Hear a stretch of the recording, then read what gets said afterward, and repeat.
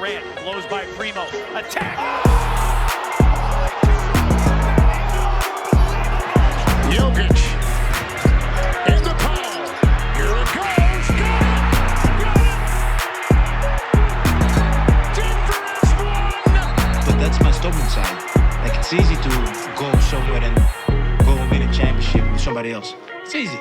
But this is the hard way to do it, and we did it. We welcome you in to the Small Ball Podcast alongside Christian Dennis and our great producer, Andy. Say hello, Andy. Hey. Great job, Andy. I'm Scott Ayers. We welcome you into another episode here of our off-season tour. Our good friend Trevor Mikulin is gone for the next few weeks. He is in the great city of Sacramento. Christian? Go Kings, baby. Yeah, all right. Yeah. What do you think what's a normal day of someone who's just hanging out in Sacramento? Oh, man, there is so much to not do. When you're in the city of Sacramento, as what we used to call the city of trees, now it's the farm to fork capital of the world. You can go on the river. You can go to the state capitol. You can The capital. You could just kind of walk downtown aimlessly. But mainly what you do in Sacramento is you grab a couple friends and you go eat. That's basically all you can do there. So Trevor is going to have quite the time the next few weeks in Sacramento, so we're going to miss him desperately. I'm glad you're not a state tour guide. I'm glad you're here instead on the show. We're not going to be covering the Sacramento Kings, though. Instead, we're going east. And in fact, we're going to the nation's capital. We are going to be discussing the Washington Wizards. Your Wizards, Scott. Yo, Wizard. And one thing that was true is that the Wizards were no Harry Potter-esque Wizards last season. Failed to reach the playoffs. They finished 35-47. Really, not a lot of things to note throughout the season. We had a couple injuries here and there. I would say that really the biggest thing was the trade made to acquire Kristaps Porziņģis. Yeah, I felt like the Washington Wizards this year just had a weird year to start. I mean, just to start off the season, Rory Hachimura wasn't with them. Right. Oh, that's right. He missed like 40 games, just like right off the bat. And I was kind of expecting to see a lot of growth and development through him, so it was such a bummer that he wasn't able to kind of start the season, get into rhythm, and then we would have been able to see potentially what he was going to do that year. But I do think that when they acquired Kristaps Porziņģis, they kind of, in a way, made the decision of we're going to try to build a competitive team as opposed to trying to, kind of retool or sort of, blow it up in a sense and trade basically everyone. I was kind of expecting them to, move on from Bradley Beal or, try to figure out something where they could, start a rebuilding process. Yeah, and that is what's interesting with Washington. They have been kind of that team the last 6-7 years where if they're not in the playoffs, they're usually 11th or 12th in the East, or they find themselves square in the middle of a tough Eastern Conference. For a couple of those years. They had John Wall and Bradley Beal, where you thought, hey, maybe these are teams that could make a run, and it just really never seemed to come together. That's why John Wall, he's gone. They had this last year where it was just kind of figuring things out, and we get to the offseason, like you mentioned, Bradley Beal, he signs that max contract, and that was one of those things where, hey, Washington isn't going to just kind of gut things and tank. They're going to try to actually make this work with Bradley Beal, and he's a star, so it makes sense why you do that. But now did they get the right pieces? And they made a couple big trades, especially one with Denver. Yeah, no, definitely. I mean, the thing with Bradley Beal's contract that really surprised me is the fact that there's a no trade clause. And I don't know, I felt like because they're giving him that no trade clause, they're like fully committed and this is the route they're going. You know, they're not going to change their minds on this. Like they're fully committed to that, which is kind of great in a sense because you're forming an identity of Bradley Beal. Like you're our guy. Like here's the keys. Let's see where you could take us, sort of thing. But I have to admit that the trade that they made this year with Denver is an awesome trade. And it's for both teams, too. Yes, for both teams. Yeah. It's honestly such a good trade. Acquiring Monte Morris and Will Barton is a huge upgrade, I think, for the Wizards because they lacked a solid point guard. And Monte Morris kind of proved a little bit in Denver that he can be a starting point guard in this league, and he can be efficient and reliable. And to have someone like that who's primarily more of a pass-first type of player next to Bradley Beal, I think it's a good compliment. And one thing that I really love about this trade is Monte Morris and Kyle Kuzma are childhood friends. Yes. They grew up together. I think they met like when they were like 8 years old and played AAU. They're best friends. And so like that right there, coming into a team where you're playing with your best friend and you get to kind of spread your wings a little bit, I'm kind of expecting Monte Morris to kind of show the NBA what he can do. Yeah, I am really happy for Monte Morris. This, as a Nuggets fan, this was something that was really hard to see to let him go, but he deserved a starting spot in the NBA. He's a starting quality point guard, and now he's going to get that chance to play alongside, a borderline superstar in Bradley Beal. And so I think that backcourt is going to be phenomenal. I really think this is going to be a great backcourt in the Eastern Conference. And then Will Barton, who is an experienced player. He has the all-time three-point record for the Denver Nuggets. Wow. Which, how's that for a fun fact? That is a fun fact. Not the name you'd expect when talking about the Nuggets. Will the Thrill. And he actually has a potential to start as well. Yeah. For Washington. I think that 3 spot is going to be maybe what they'll look into. He might be undersized as a small forward, so it would make a little bit more sense to see him come off the bench, but he's a great 6th, 7th man in terms of a guy coming off the bench. So I said there was a couple of trades. This was the trade of the offseason for Washington. And then, of course, they didn't really lose much. They lost Thomas Bryant, but he battled injuries, and really when he played, it wasn't like he was anything special. Right. And of course, he goes to LA. We'll see how he does there. Right, but, right. Yeah. Yeah, I mean, what they lost as opposed to what they gained is tremendous because, we got to take it all the way back to that deadline when they acquired Kristaps because they just basically gave up Spencer Dinwiddie. There was nothing else that had such value in that trade from the Washington side. And then to basically move on KCP and Ish Smith.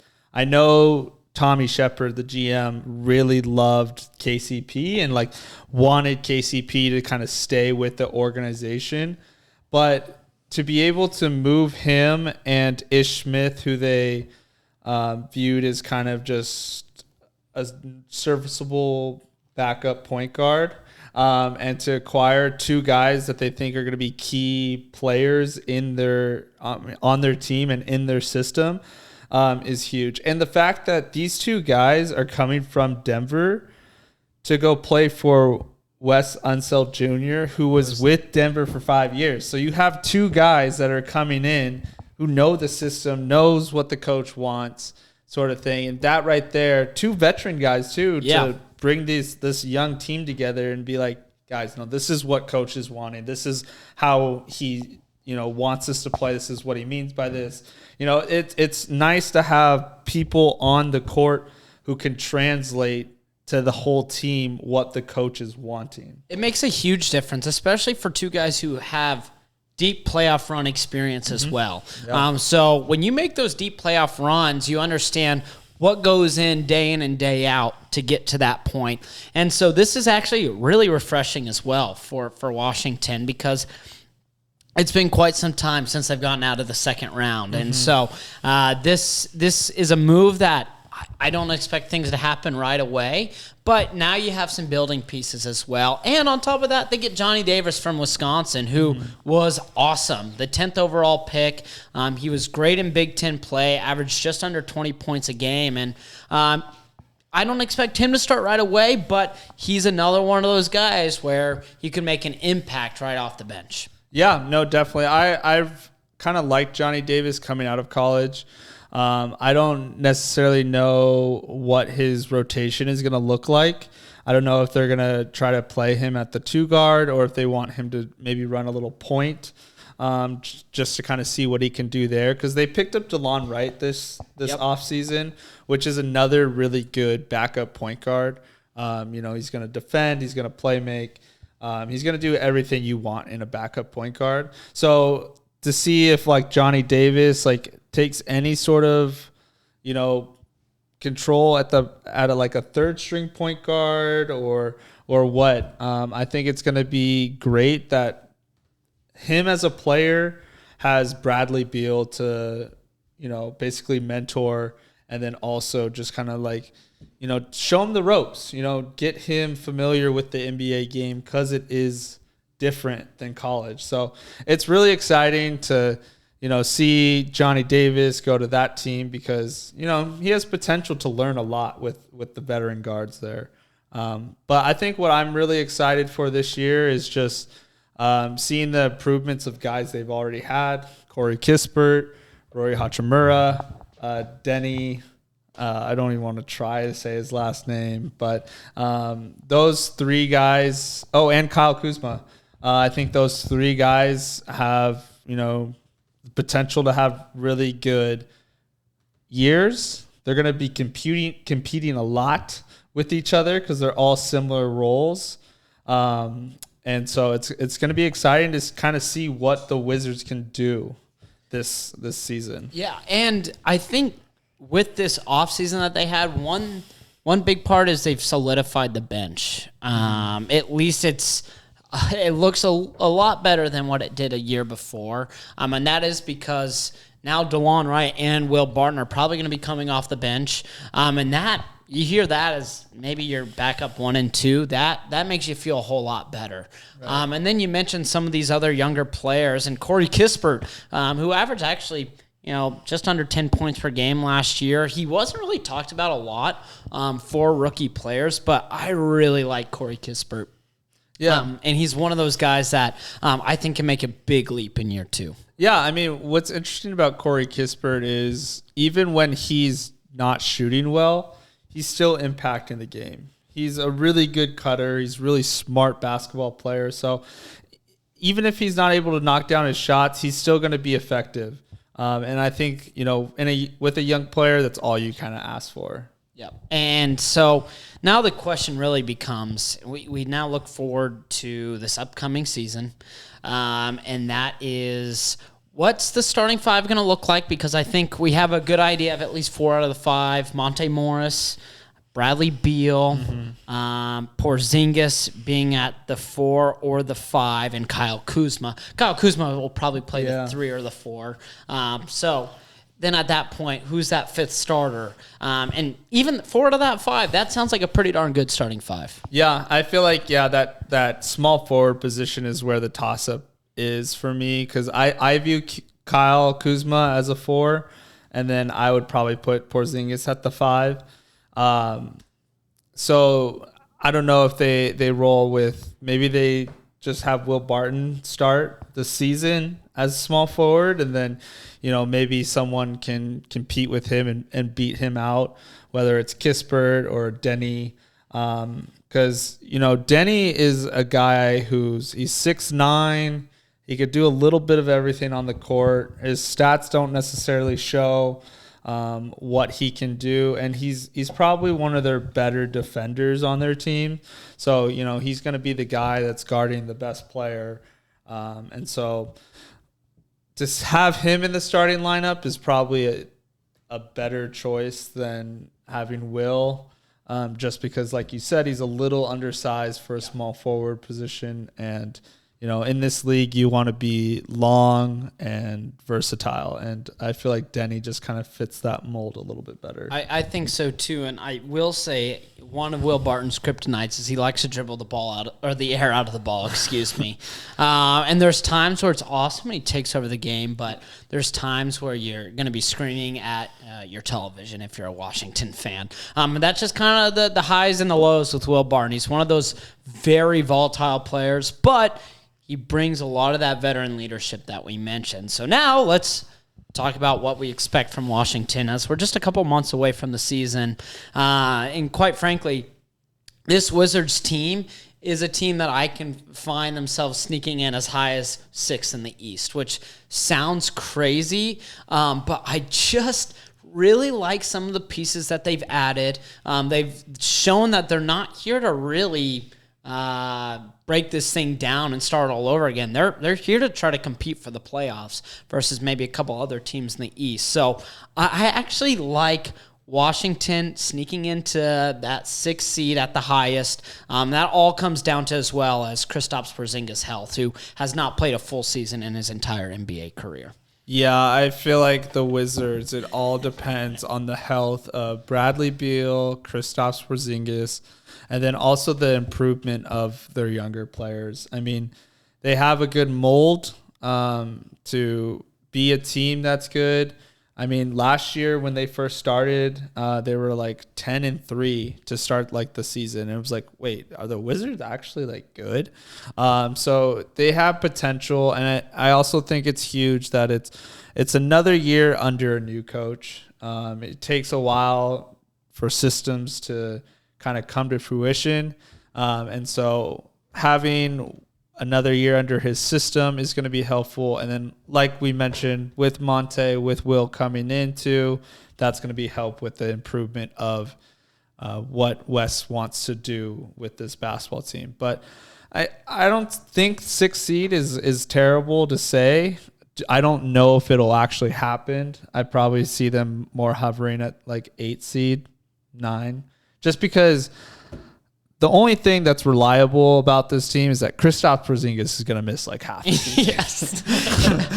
So I just can't rely on, if he's healthy, sure, 6 is, I think, fair. But, I mean, if he's not, they're 8. And that's what's killer, too. I mean, he averages over 20 points per game, and he's done that since the 2017 season when he was an all-star. But you look back at his past games. Last year, only played in 51. The year before, 43. Then 57, 48, 65. The most games he played was his first year where he played 72. And so that's an issue. Reliability is such a key part for your NBA franchise to succeed, especially when it's one of your top players. Right. And for Porziņģis to miss this kind of time, if he's missing 30 games, there's no chance Washington even probably gets an 8th seed. They probably are hovering around, bubble of 9 or 10. So his health is pretty vital. And so that's going to be kind of what sways back and forth. But if you're a Washington fan, Christian, you knocked on it. This is going to be an exciting season to see a lot of younger players develop and to understand, hey, this is our core and this is what we can work with moving forward. Right, definitely. And I also just want to mention the fact that we haven't even mentioned Daniel Gafford, who was pretty solid this year. He showed really good signs. And now the fact that Thomas Bryant is gone, you don't have to worry about them two fighting for minutes. And he's going to be a really solid backup for Porziņģis. So when he does go down, it's not like the end of the world sort of thing. So, but I think, this will be a fun year for Wizards fans. I don't know if it'll be anything exciting. I wouldn't put those expectations on them, but I think you'll still enjoy this year, and you'll enjoy the storyline of, Monte and Kyle Kuzma being best buds, hanging out, and Will Barton's from Baltimore, so he's kind of close to home, and it's like, I don't know, there's good storylines there, and there's a lot to be excited for, even if you're not a contender. Those feel like things, if you if you've played 2K, there's like, for every team, there's like 4 storylines that they'll just keep talking about time and time again. They'll bring in Doris Burke. She's like, "You're not gonna believe the shit or the crap that I heard," and that feels like one of those things. Every time you play the Wizards, like Monte and Kuzma were best friends growing up, and you're like, "Shut up, Doris." I love Doris Burke, by the way. Great fan of the show. Andy, anything to add on the Washington Wizards? Yeah, I was talking with Christian earlier today about this, and I don't know. I think the Wizards are like the Portland of the East. I like that. Yeah, I actually like that a lot. They have like one really good star, and they paid him a boatload of money. Yeah, and then they have like a lot of other different role players that could be interesting. Like, we just don't know. It's a lot of development. Exactly. It's a lot of new faces, new players stepping up. Like, I don't know. I guess like we're all in a weird space in the NBA right now where it's like kind of a lot of that. So it should be interesting. It should be. And the East, there's a couple really big top dogs, but it kind of feels a little bit more open as well once you get to like seeds 5 through whatever. But not saying that that's where Washington will be, but something to at least think about. But yeah, I think that comparison with Portland is perfect. But Christian, we've hit that point. We're gonna have to pack things up on the bus because it's the end of another episode here on the Small Ball Podcast. So for our great producer Andy and Christian Dennis, I'm Scott Ayers. I say so long for now, and we will see you next week. Yo, Wizard Scotty.